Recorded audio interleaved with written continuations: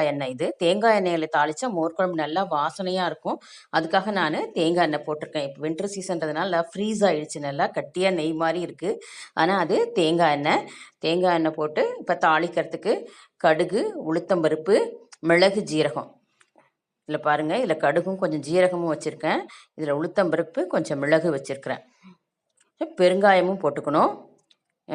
காஞ்ச மிளகாய், இது மஞ்சத்தூள் வச்சுருக்கேன், கொஞ்சம் மஞ்சத்தூள், கருவேப்பிலை, அவ்வளோதாங்க.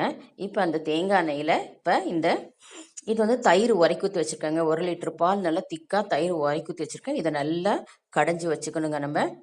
இப்போ அந்த எண்ணெயில் கடுகு, உளுத்தம்பருப்பு, மிளகு, ஜீரகம், மிளகாய், பெருங்காயம், இந்த கருவேப்பிலை எல்லாம் போட்டு தாளிச்சிட்டு நம்ம அரைச்சி வச்சுருந்தோம் இல்லைங்களா, அதையும் ஊற்றிட்டு மஞ்சத்தூளையும் போட்டுட்டு நல்லா இந்த பச்சை வாசனை போகிற அளவுக்கு கொஞ்சம் நம்ம நல்லா கிளறி